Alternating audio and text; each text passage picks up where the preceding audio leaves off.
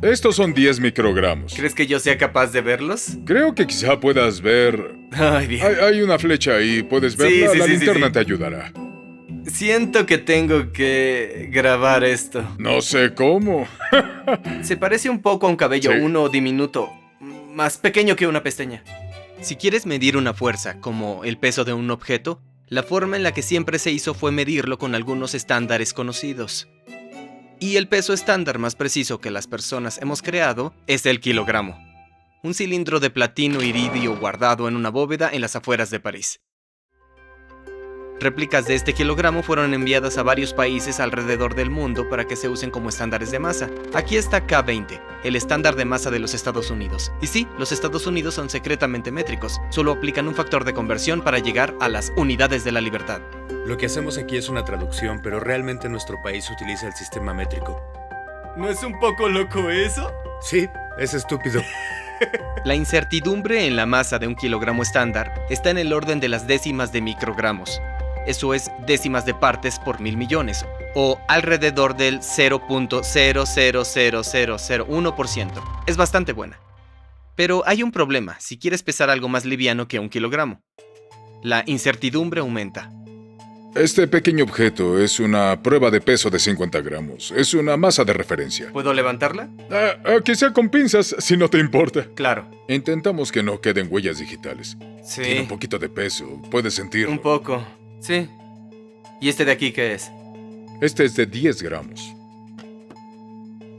Sí, es muy liviana. Es muy liviana, y este gancho de papel pesa alrededor de 1 gramo.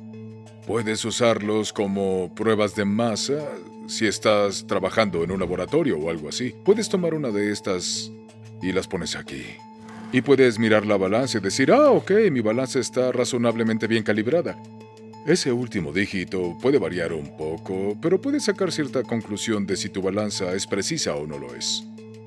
Cuando hablamos del kilogramo, bueno, esto es obviamente mucho menos que un kilogramo. Entonces, ¿cómo es que pasamos de ese gran objeto a algo que tiene este tamaño? Una de las formas de hacerlo es usar la metrología de la masa convencional, que es tomar el kilogramo y usar un proceso llamado subdivisión. En él, comparas otra masa más pequeña con el kilogramo. Tomas 2 masas de 500 gramos y te aseguras en una balanza de que sean iguales. Luego pones ambas en tu balanza y las comparas con un kilogramo. ¿Harías eso con 2 de 500 gramos y luego con 2 de 250 gramos y luego 2 de 125 gramos, así? Sí, puedes hacer ese procedimiento común con algo de lo que tenemos aquí. Esta es una masa de 500 miligramos, estas son 2 masas de 200 miligramos y esta es una masa de 100 miligramos. Estas 3 sumadas dan esta. Ok. Así que puedes comparar esas dos entre sí. La más pequeña que tenemos es esta de aquí, es de 1 miligramo. ¿Eso es 1 miligramo? Esto es 1 miligramo, sí. ¿De qué están hechas? Están hechas de acero inoxidable. Y lo que tenemos que hacer, ¿ves este cepillo de aquí? Ujú. Si tiene un grano de polvo o algo por el estilo, puede ser un problema si es un grano grande de polvo, ¿sabes? Así que cada vez que hacemos los pesajes aquí, tomamos un trapo impoluto y un cepillo y limpiamos todo un poco. ¿Por qué tienen esa forma torcida tan curiosa? ¿La forma? Sí. Nos ayuda a recordar cuál es cuál. La que tiene 5 lados es de 500 miligramos.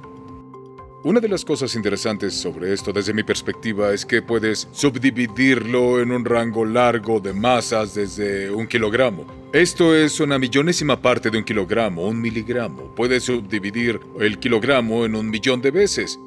Pero pagas un precio por eso, porque cada vez que lo subdivides, la incertidumbre crece un poco, ¿entiendes? ¿Cuál es la incertidumbre en, digamos, este miligramo de aquí? Bueno, si lo haces con la subdivisión, es algo como 1 en 10 a la cuarta, una parte de 10 a la cuarta. Así que cerca de 0.01%, cerca de eso. Pero hay una manera de hacerlo mejor.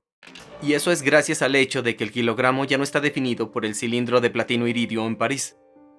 Durante casi todo un siglo, los kilogramos réplica fueron devueltos a París varias veces para comparar sus pesos entre sí. Y de esas mediciones fue claro que sus pesos estaban variando hasta 75 microgramos. Nadie sabía si las réplicas estaban haciéndose más pesadas o si el original estaba haciéndose más liviano. Así que fue inaceptable tener estándares de masa con masas cambiantes. Por lo tanto, la solución fue eliminar la dependencia del kilogramo de un objeto físico, y en su lugar definirlo a partir de una constante de la naturaleza, la constante de Planck. ¿Cómo funciona esto? Bien, la constante de Planck es mejor conocida por relacionar la frecuencia de un fotón con su energía mediante, E igual a hf. Pero la energía y la masa se relacionan mediante E igual a mc al cuadrado. Así que pueden ver cómo la masa está relacionada a la constante de Planck. En 2019, los científicos oficialmente fijaron el valor de la constante de Planck en este número de segundos Joule, que en conjunto con la definición del metro y el segundo, ahora define lo que es un kilogramo. La verdadera ventaja de esta definición es cómo puede ser aplicada en balanzas complejas. Esta es una balanza Kibble. Puede balancear el peso de un objeto mediante fuerza electromagnética.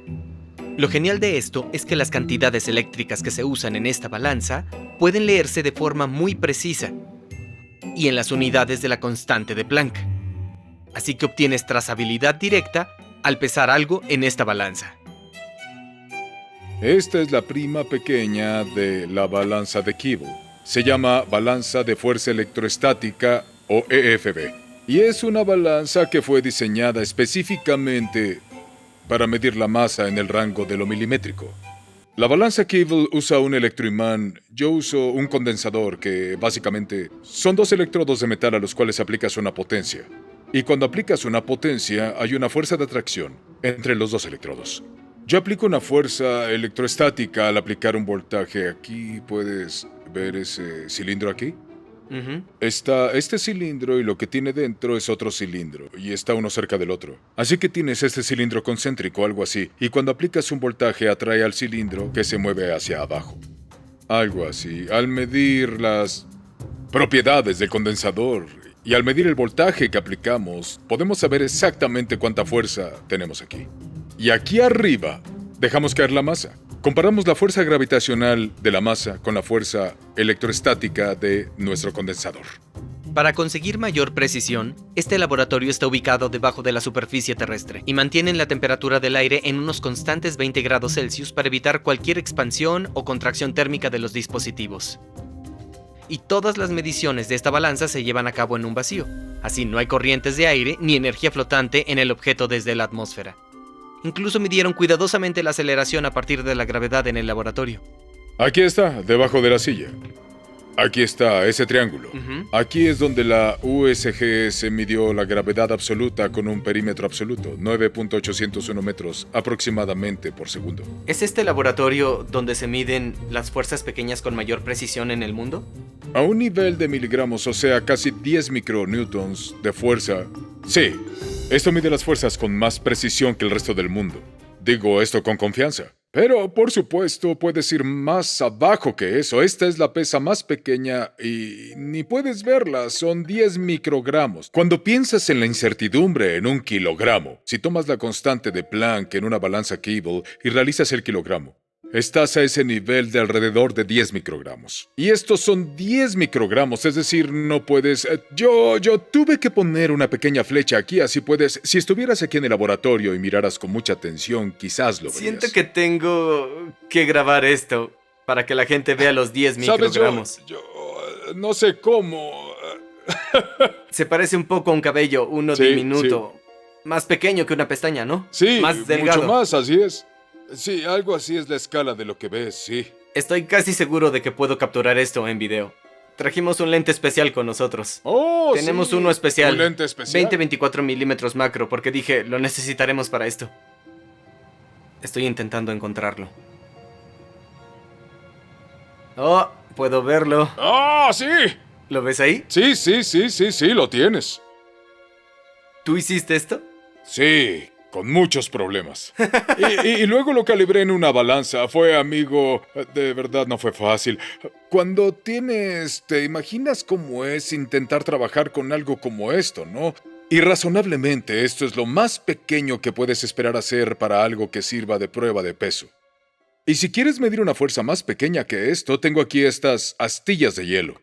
Estas son vigas microscópicas de fuerza atómica Hay diminutos sensores de fuerza en cada una de estas. Son diminutas vigas con puntas filosas. Y puedes usar esas puntas filosas para presionarla contra cosas y aplicar fuerzas de nanonewtons a piconewtons. Pero estas puntas son tan pequeñas que son muy difíciles de ver. Realmente requieres un microscopio. ¿Es como si tuvieran un pequeño trampolín? Sí, exactamente. Hay un pequeño trampolín. Se ve como un pequeño trampolín. Es como un resorte. Si lo empujas, mientras más se dobla, más grande es la fuerza. ¿Cuál es la fuerza más pequeña que puedes medir? ¿Tienes...? Sí, puedo enseñarte. Este es uno de los sensores que usamos para medir las fuerzas más pequeñas que puedo decir con seguridad que hemos medido, que son identificables de alguna forma en el Sistema Internacional de Unidades. Y son femtonewtons de fuerza. Alrededor de un piconewton sería como si estuvieras estirando una molécula de tu ADN. Así que si tomas una molécula de ADN y la estiras de un extremo a otro, eso es un piconewton. Así que esto lo usamos para medir un factor 1000 veces menor que eso. Así que este es un ejemplo de uno de los sensores que usamos para llegar al nivel de los femtonewtons. Esto es un flexor paralelógramo fundido de silicona. No se ve muy bien, tengo aquí una versión más grande. Lo que podemos hacer es que esto vibre.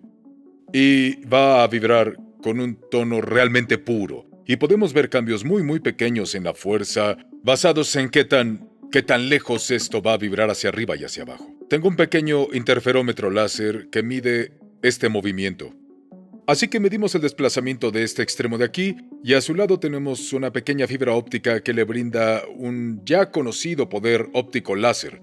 Así que esto sería una fuerza de presión de fotones, así que al reflejar la luz a la superficie de aquí, el resultado es una fuerza muy pequeña. Si variamos esa fuerza sinusoidalmente, si la variamos en tiempo, logramos que esto se mueva hacia arriba y hacia abajo, y podemos hacer que vibre. Y podemos ver diferencias tan pequeñas como femtonewtons en nuestra fuerza. ¿Estás diciendo que puedes medir la fuerza de un puntero láser?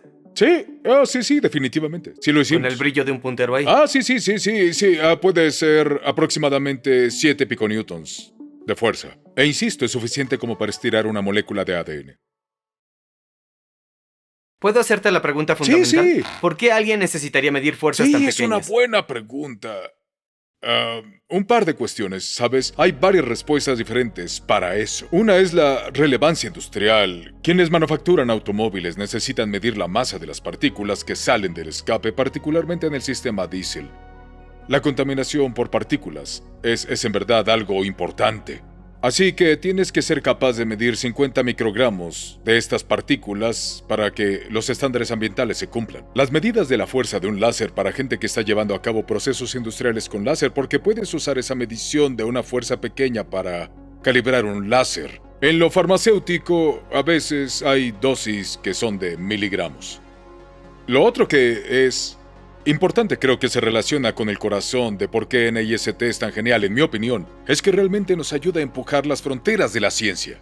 Los nuevos descubrimientos científicos se benefician de las nuevas capacidades para medir que luego dan mayor precisión a la metrología. Y eso es una de las cosas que realmente hacen a NIST algo especial. Somos muy buenos en crear esa especie de ambientes en el que eso puede pasar.